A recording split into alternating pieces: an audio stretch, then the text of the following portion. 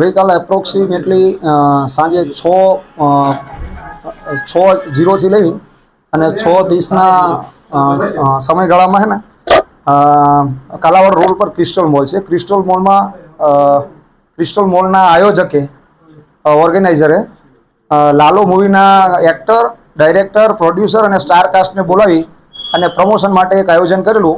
એ આયોજનમાં એ લોકોએ કોઈપણ પ્રકારની પૂર્વ મંજૂરી લીધેલી નહીં કે કોઈપણ પ્રકારની જાણ પોલીસ વિભાગને કરેલી નહીં, અને જેના લીધે સડનલી સ્ટારને મળવા માટે થઈ અને ભીડ એકત્ર થઈ જતા આ ભીડ છે એ ત્યાં જે હ્યુમન કેપેસિટી છે એના કરતાં વધી જતા એમના વિરુદ્ધમાં ધોરણસરની કાર્યવાહી કરવામાં આવે.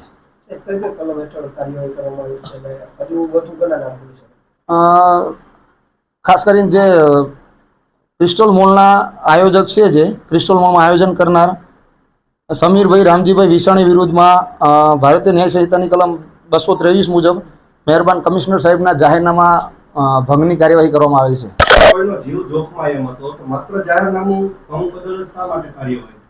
આ બાબતે તપાસ ચાલુ છે અને નિયમ અનુસાર કાર્યવાહી કરશે.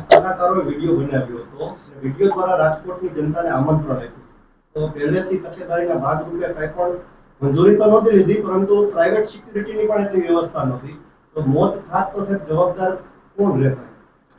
ભાઈ, આ બાબતે તપાસ ચાલુ છે અને આ લોકો કલાકારોને પણ જરૂર લાગશે તો એમની વિશેષ પૂછપરછ કરીને એમના નિવેદનો મેળવીશું. આ મુદ્દે સ્થળ તપાસ આપણી છે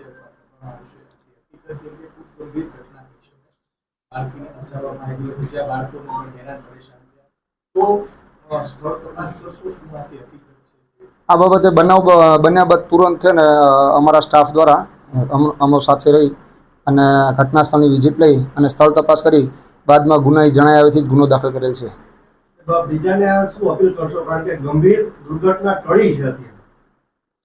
ભવિષ્યમાં અમે રાજકોટની જાહેર જનતાને તેમજ રાજકોટના તમામ આવા મોલ કે કોઈ પણ પ્રકારની ઇવેન્ટ કરતા આયોજકોને અમે એક એવી અપીલ કરશું, કોઈ પણ પ્રકારનું આયોજન કરવામાં આવે તો જરૂરી નિયમોનુસારની તંત્ર પાસેથી મંજૂરી મેળવી બાદ તકેદારીના પૂરતા પ્રયોજનો કરી અને જ કોઈ પણ પ્રકારનું આયોજન કરવામાં આવે જેથી આવી ઘટના ન ઘટે.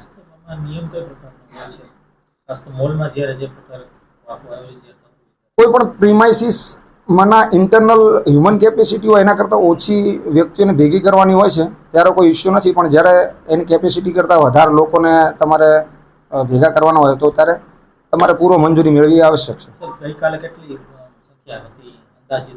અંદાજિત 2000 લોકોની ભીડ હોય છે.